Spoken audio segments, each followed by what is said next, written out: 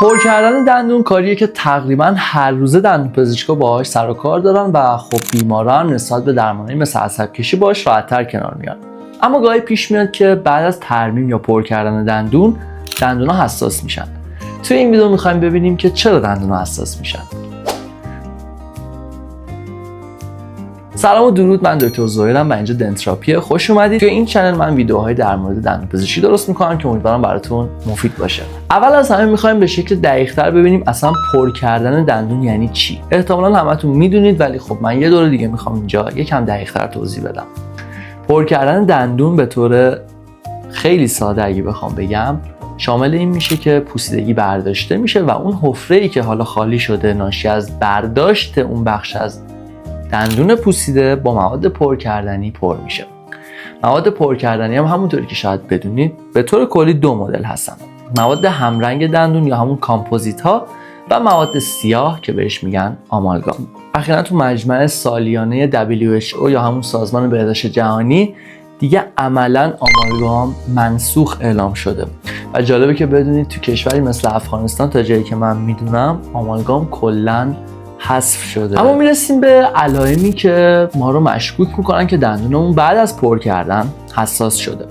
شما ممکنه موقع جویدن احساس درد بکنید، یعنی وقتی که دندوناتون با هم تماس پیدا میکنه احساس درد داشته باشید که اینجا ما میتونیم شک بکنیم که ترمیم احتمالاً بلنده.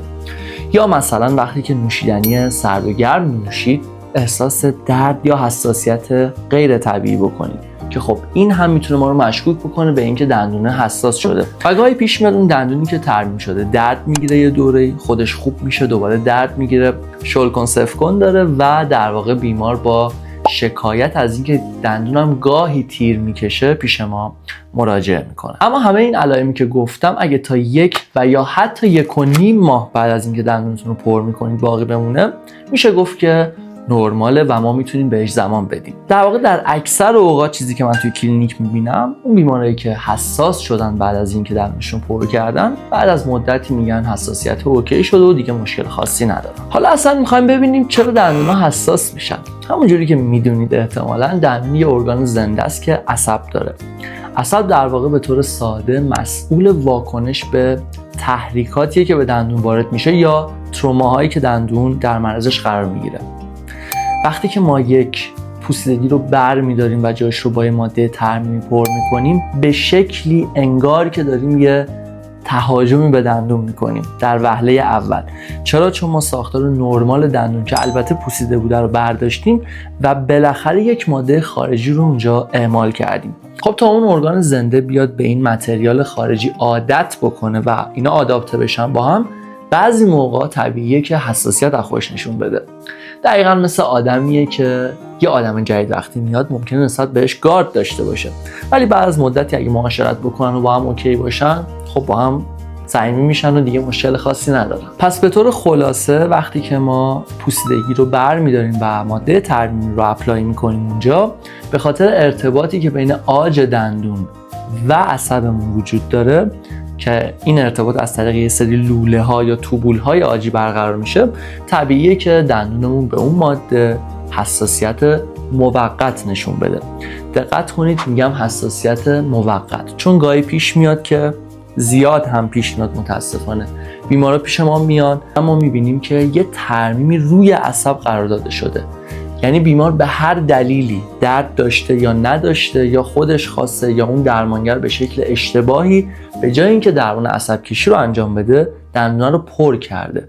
همچین چیزی کاملا غیر علمی و غیر اخلاقیه، چون وقتی که نیاز ما یه درمان تهاجمی تری مثل عصب کشی انجام بدیم پر کردن نمیتونه قضیه رو حل بکنه. دقیقا مثل یه خونه‌ایه که داره از پایه ویران میشه و شما به فکر پارکت باشید توش. اگه ویدیو رو تا اینجا دوست داشتی لطفاً لایک و سابسکرایب کن. اگه نظری داری حتما بهم بگو و اگه فکر میکنی به درد دوستات میخوره شیرش کن. حالا اگه دندون بیشتر از اون تایمی که گفتیم حساسیت از خودش نشون داد باید چیکار بکنیم؟ خب باید دنبال منشأ این حساسیت غیر طبیعی و طولانی مدت بگردیم. اگه دندونه بلند باشه خب دندونا رو کوتاه میکنیم، چک میکنیم ارتفاعشو و احتمالاً اون مشکلی که توی جویدن بوده برای بیمار حل میشه. گاهی حتی میتونیم با یه خمیردندون ضد حساسیت مشکل رو برطرف بکنیم. مثلا خود من 1-2 سال پیش موقعی که دانشجو بودم سمت چپ بالام احساس یه درد مبهم میکردم و دیگه تقریبا مطمئن بودم که یه پوسیدگیه. بدون اینکه گرافی بگیرم شروع کردم ژلوفن خوردن. شما حالا این کار رو نکنید. ژلوفن رو میخوردم یه مدتی و این درد همچنان بود. بعد از یه مدتی اصلا درد خودش از بین رفت و من چند وقت پیش که یه OPG گرفتم متوجه شدم اصلا اونجا مشکلی نداشتم. گاهی این دردها منشأ دندونی اصلا ندارن، منشأ عصبی دارن و دلایل دیگه‌ای دارن که توی دندونپزشکی زیاد نمیشه راجبشون سرچ کرد یا بخوایم درمان خاصی بکنیم. توی این موارد خوبه که یه مقدار زمان بدیم و یا از همون خمیردندونای ضد حساسیت که گفتم استفاده بکنیم. مکانیسم خمیردندونای ضد حساسیت اینطوریه که یه ماده معدنی که معمولا پتاسیم هست رو اونجا میره سیل میکنه اون توبول‌ها یا اون لوله‌های بین عاج و عصب رو و مانع ارتباط عاج و عصب میشه. خب اینطوری وقتی که شما یه نوشیدنی سرد یا گرم میخورید دیگه عصبتون اون سیگنال رو دریافت نمیکنه و خب حساسیت از بین میره. در کل میخوام بگم که خیلی از موقعا این حساسیت و یا دردها خود به خودیان و خود به خودی از بین میرن، یعنی الزاماً دلیل دندانی که قابل درمان باشه ندارن. و نکته آخری که میخوام بهتون بگم اینه که اگه قصد بلیچینگ دارید یا مثلا میخواید از خمیردندونای سفید کننده استفاده بکنید، به خاطر ذات اسیدی بودن درمان بلیچینگ و یا سایندگی خمیردندونای سفید کننده حتما بعد از اینکه این حساسیت‌های ناشی از پر کردن کامل از بین رفت برای اون درماناتون اقدام بکنید که خدای نکرده ترومای مضاعفی به دندونتون وارد نشه. امیدوارم از دیدن ویدیو لذت برده باشید. اگر همینطوری بوده لطفاً لایک و سابسکرایب کنید.